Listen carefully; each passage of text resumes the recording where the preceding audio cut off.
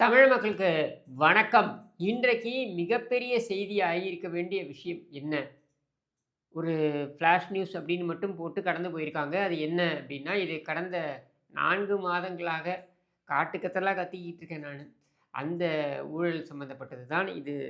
இந்த அ தமிழக அரசாங்கத்துடைய ஒரு துறைக்கான ஆட்சேர்ப்பு அப்படின்றதற்கு இவர்கள் எடுத்த அந்த தேர்வு, நடத்திய தேர்வு, எடுத்த என்பதை விட நடத்திய தேர்வு, அந்த தேர்வுங்கிற பேர்ல இவர்கள் நடத்திவிட்டு, அதன் அடிப்படையில பார்த்தீங்கன்னாக்கா 1,00,000 பேர் தேர்வு எழுதியிருக்காங்க.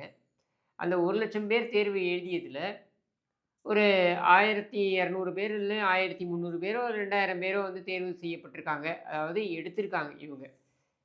இப்படி நியாயமாக நடக்க வேண்டிய ஒரு தேர்வை, இவர்கள் அண்ணா பல்கலைக்கழகத்தின் மூலமாக நடத்துகிறார்கள். டிஎன்பிஎஸ்சி வாயிலாக மட்டும் தான் நடத்த வேண்டும் என்று இருக்கக்கூடிய சூழல்ல, அண்ணா பல்கலைக்கழகத்தின் வாயிலாக நடத்துகிறார்கள். இதுவே நீதிமன்றத்தின் தீர்ப்புக்கு எதிரானது. அப்படி நடத்தி இவர்கள்லாம் நான் சொல்றது ஊரக உள்ள துறை. அதாவது நம்ம நேருவுடைய துறை.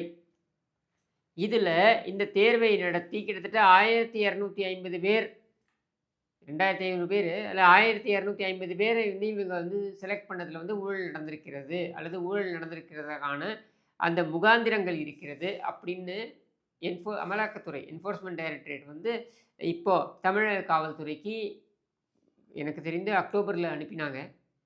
இப்ப திரும்பி டிசம்பர்ல ஒரு 2வது முறையாக ஒரு கடிதம் அனுப்பியிருக்கிறார்கள். அது மட்டும் இல்லாமல் அதில என்ன சொல்லியிருக்காங்க அப்படின்னா, கிட்டத்தட்ட 258 பக்கங்களுக்கு ஆவணங்களுடன், ஆதாரங்களுடன் அவர்கள் அனுப்பி வைத்திருக்கிறார்கள் அப்படின்னு நமக்கு தெரிய வருகிறது. 3 டிசம்பர் 3ஆம் தேதி டிசம்பர் இதை அனுப்பி வைத்திருக்கிறார்கள் அப்படின்னு நமக்கு தகவல்கள் வருகின்றன. அந்த 3ஆம் தேதி டிசம்பர் வந்ததே இப்ப தான் நமக்கு தகவல் வருதுன்னு வச்சுக்கோங்க. இப்ப இதை சர்வசாதாரணமாக கடந்து போக முடியுமான்னா முடியாது. ஏன்னா 1,00,000 பேர் நம்பிக்கையுடன் தேர்வை எழுதியிருக்கிறார்கள். நமக்கு அரசு பணி கிடைக்கும் அப்படின்னு எழுதியிருக்கிறார்கள் என்கிற நிலையில, இவங்களா வந்து ஒரு தேர்வை, அதாவது இந்த தேர்வை வந்து அண்ணா பல்கலைக்கழகத்தில நடத்துறேன் பேர் வழின்னு சும்மா ஒப்புக்கு நடத்தி, இவங்களெல்லாம் வரவழைச்சு இந்த 1,00,000 பேர் எந்தேதோ ஊர்லேருந்து இருப்பான். ஏதேதோ கிராமத்துல இருந்திருப்பான். இவனையெல்லாம் வரவழைச்சு எழுத வச்சுட்டு, அதுல யார் யாரெல்லாம் இவர்களுக்கு இந்த ஒரு போஸ்ட்டுக்கு 25,00,000லேருந்து 35,00,000 குடுக்குறாங்களோ, அவங்களுக்கு அப்படின்னு சொல்லி அந்த லிஸ்ட்ட ப்ரிப்பேர் பண்றாங்க. இந்த லிஸ்ட்ட எங்க தெரியுமா தயார் பண்றாங்க? நேருவுடைய சகோதரர் ரவிச்சந்திரன். அவருடைய அ அந்த நிறுவனம் ட்ரூ வேல்யூ ஹோம்ஸ் அப்படின்னு ஒரு நிறுவனம் டிவிஎச்ன்ட்டு. அந்த நிறுவனத்துடைய அலுவலகத்தில் தான் இதை தயார் செய்கிறார்கள் அப்படின்ற குற்றச்சாட்டை ஆதாரத்துடன் நான் வந்து ஏற்கனவே முன் வச்சுட்டேன். எப்போ அக்டோபர் மாதமே முன் வச்சுட்டேன்.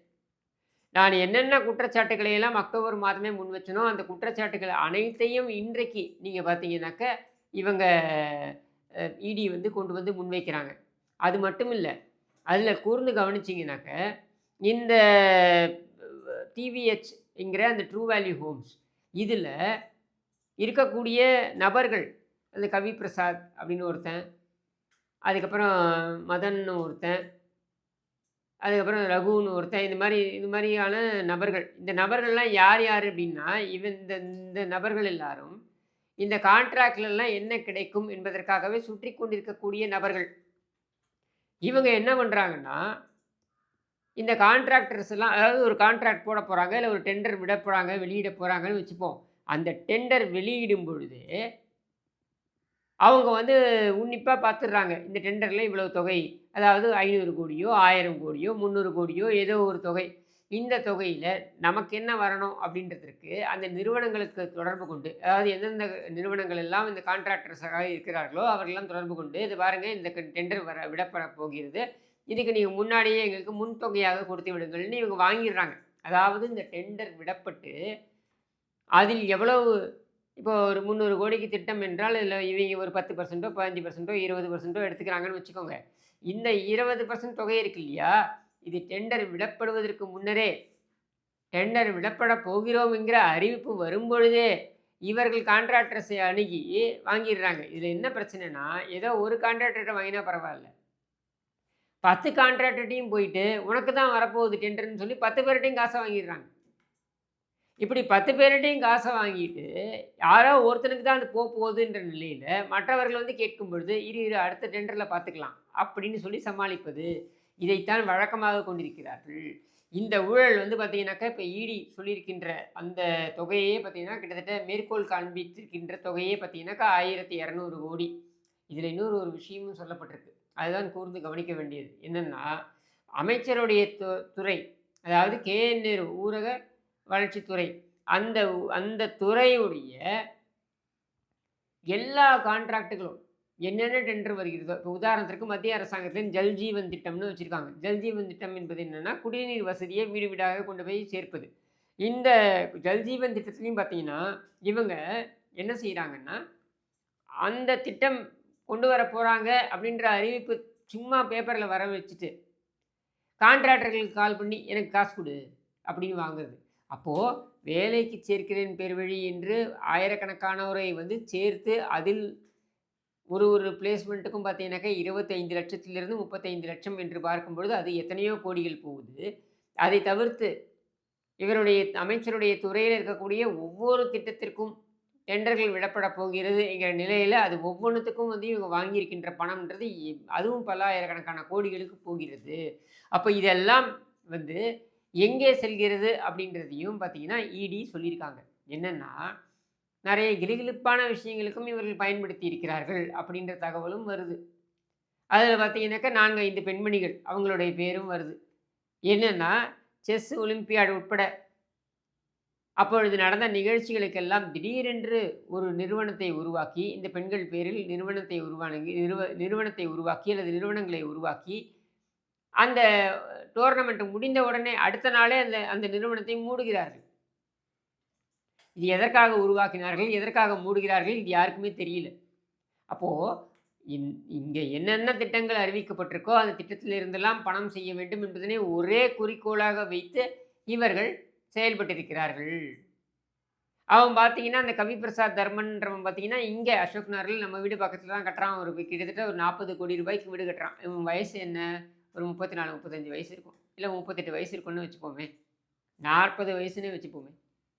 இவன் எப்படி வந்தான் அந்த ட்ரூ வேல்யூ ஹோம்ஸ் அப்படின்ற நிறுவனத்துக்கு அப்படின்னு பார்த்தீங்கன்னா, இவன் ஒரு குமாஸ்தா மாரியான ஒரு போஸ்ட்டுக்கு வந்தான். மேனேஜர்ன்னு சொல்லிக்கலாம் பெருமையா. அப்படி வந்தவன் 4 ஆண்டுகள்ல எப்படி இப்படி உயர்ந்தான் அப்படின்றது கேள்வி. இந்த 4 ஆண்டுகள்ல அமைச்சருடைய அத்தனை திட்டங்களிலும் பார்த்தீங்கன்னாக்கா, அதாவது அமைச்சரோடதுன்னு சொல்ல முடியாது. அந்த துறையுடைய அத்தனை திட்டங்கள்லயும் இவன் கொள்ளையடிச்சிருக்கான். கொள்ளையடித்து இவன் மட்டுமே பார்த்தீங்கன்னாக்கா, பல 100 கோடிகள் அடிச்சிருக்கான். இவன் அடிச்சது மட்டும் இல்லாம இந்த ரவிச்சந்திரன். யாரு? அமைச்சருடைய தம்பி. இவனுங்க இப்ப என்ன பேசிக்கிட்டு இருக்கானுங்க அங்க அப்படின்னா, இப்ப என்கிட்டயே வந்து பேசுறாங்க. ஒரு சில நபர்கள் வாயிலாக. என்ன பேசுறாங்கன்னா, ஏன்னா இது சம்மந்தப்பட்ட தகவல்களை எல்லாம் நான் வெளியில கொண்டு வந்துட்டேன். நான் வந்து அக்டோபர் மாதத்திலிருந்தே இது சம்மந்தப்பட்ட தகவல்கள்லாம் வெளில கொண்டு வந்துட்டேன். இது சம்மந்தப்பட்ட தகவல்களை எல்லாம் வெளியே கொண்டு வந்ததுக்கு அப்புறம் என்னிடம் வந்து முதலில் பேரம் பேச ஆரம்பிக்கிறார்கள். அதை நான் நிராகரித்தேன். அடுத்து என்ன பண்ணாங்க, மிரட்ட ஆரம்பிச்சாங்க. இவங்க மிரட்ட ஆரம்பிச்ச உடனே நான் என்ன பண்ணேன், KN நேரு அவர்களுக்கே தொலைபேசியில் தொடர்பு கொண்டேன். உங்க ஆளுங்க என்ன கூப்பிட்டு இப்படி மிரட்டுறாங்க அப்படின்றதையும் சொன்னேன். அவர் வந்து இல்ல நான் ஒரு நிகழ்ச்சியில இருக்கேன். அப்புறம் நான் பேசுறேன்னு வச்சுட்டாரு. அதுக்கப்புறம் அவர் பேசவும் இல்ல. என்ட்ட திருப்பி கால் பண்ணவும் இல்ல. எனக்கு இருக்கக்கூடிய ஒரு துணிவு கூட ஒரு அமைச்சர் பதவியில் இருக்கக்கூடிய அவருக்கு இல்லை அப்படின்றது இதுலேருந்து தெரிய வருது. அடுத்து இவங்க என்ன பண்றாங்கன்னா, எங்களுக்கு அமைச்சர் உள்ள போனா கூட பிரச்சனை கிடையாது. அவங்க ஆளுங்க சொல்லக்கூடியது. அமைச்சர் உள்ள போனா கூட எங்களுக்கு பிரச்சனை கிடையாது. ஆனா, அந்த கிஷோர் சாமிட்ட ஏதோ 2, 3 டேப்லாம் இருக்காம். எது இவங்களுடைய சில்மிஷ வேலைகள்லாம். எது அந்த டிவிஹெச் உடைய அலுவலகத்திலேயே செய்த சில்மிஷங்கள். பாலியல் ரீதியான விஷயங்கள்னு வச்சுப்போமே. பட்டவர்த்தனமா போட்டு உடைப்போம். இது சம்மந்தப்பட்ட டேப்பெல்லாம் கிஷோர்ட்ட இருக்காம். அத மட்டும் குடுத்துற சொல்லுங்க. இல்ல எங்கள வந்து அவன் பயமுறுத்துறானா அப்படின்னு சொல்லுங்க. நான் ஏன் உன்ன பயமுறுத்தணும்? நான் எதுக்கு உன்ன பிளாக்மெயில் பண்ணணும்? மத்தவனுடைய பெட்ரூம்ல வந்து கேமரா வைத்து பார்க்க வேண்டிய அவசியம் எனக்கு கிடையாது. அதை வைத்து ஆதாயம் தேட வேண்டிய அவசியமும் எனக்கு கிடையாது. ஆனால் அதே சமயத்தில, அதுவா தேடி என்கிட்ட சில விஷயங்கள் வந்தா நான் என்ன பண்ண முடியும்? சரி என்கிட்ட மட்டும் அந்த விஷயம் வருதா? என்கிட்டயே அந்த விஷயம் வரும்போது இன்னும் 4 பேருக்கு போகாதா? அப்போ இந்த அமைச்சர் சம்மந்தப்பட்ட அல்லது அமைச்சருக்கு களங்கம் ஏற்படுத்தக்கூடிய நிலையில் நிறைய விஷயங்கள் நடந்து கொண்டிருக்கிறது. அந்த டிவிஎஸ் என்கிற நிறுவனம் மறைந்த ராமஜெயம் யாருன்னாக்க நேருவுடைய சகோதரர்களில் ஒருத்தர். இப்போ நம்ம ரவிச்சந்திரன் மாதிரி அவரும் ஒருத்தர்.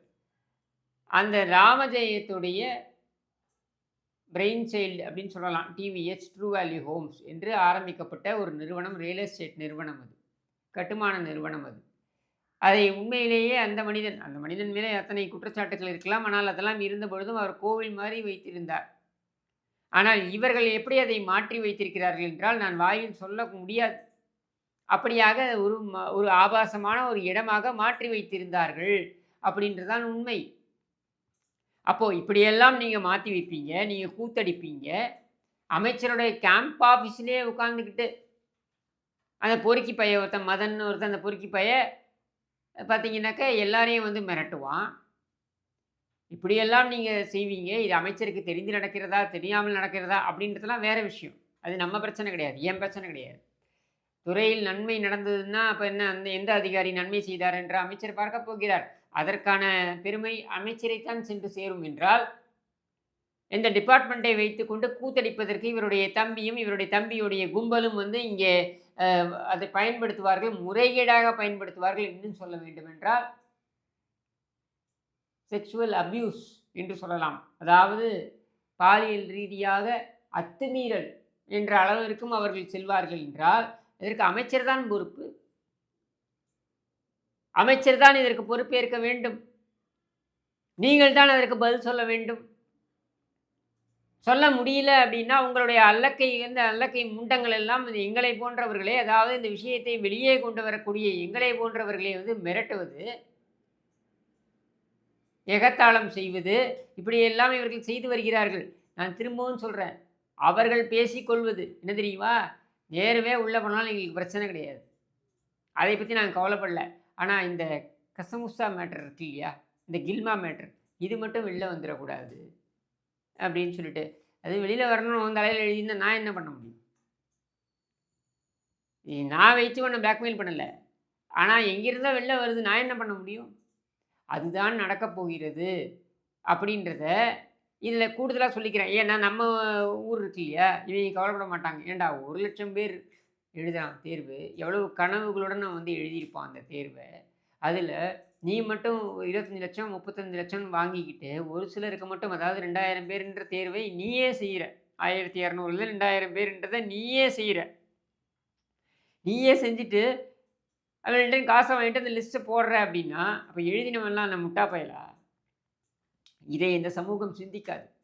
இந்த சமூகம் எதை சிந்திக்கும் தெரியுமா? ஒரு கில்மா மேட்டர் வந்துச்சுன்னா அதுதான் பார்க்கும். ஏய் பாருப்பா அப்படின்ட்டு. அப்போது இங்கே பிரச்சனை நேருவிடமா? பிரச்சனை நேருவை ஏமாற்றி பிழைக்கின்ற அந்த ரவிச்சந்திரனுடைய கும்பலிடமா, அந்த கவிபிரசாத் தர்மன் போன்ற பிம்புகளிடமா? இல்லை. பிரச்சனை யாரிடம் இருக்குது தெரியுமா? நம்மிடம்.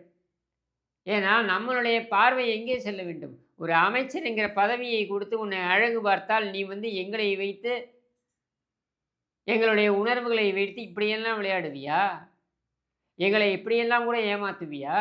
சரி, நீ ஏமாத்தலைன்னு நீ சொல்ல போகிற அப்படின்னா உன்னுடைய ஆட்கள் எல்லாம் ஏமாத்துறாங்களே, அதற்கு நீ பொறுப்பு ஏற்றுக்க மாட்டியா என்று கேட்கக்கூடிய இடத்தில் இந்த சமூகம் இல்லாத வரை இது போன்ற அநியாயங்கள், அட்டூழியங்கள் நடந்து கொண்டே இருக்கும்.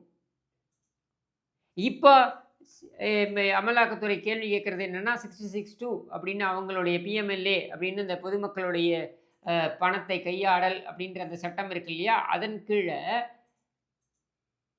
அந்த 66(2) கீழே அவங்க கேட்குறாங்க, எங்களிடம் சில ஆதாரங்கள் வந்திருக்குப்பா, அது வாட்ஸ்அப் தகவல்களாக இருக்கலாம், இல்லை பகிர்வுகளாக இருக்கலாம், எதுவாக வேணால் இருக்கலாம், இதெல்லாம் எங்கள்கிட்ட இருக்குது.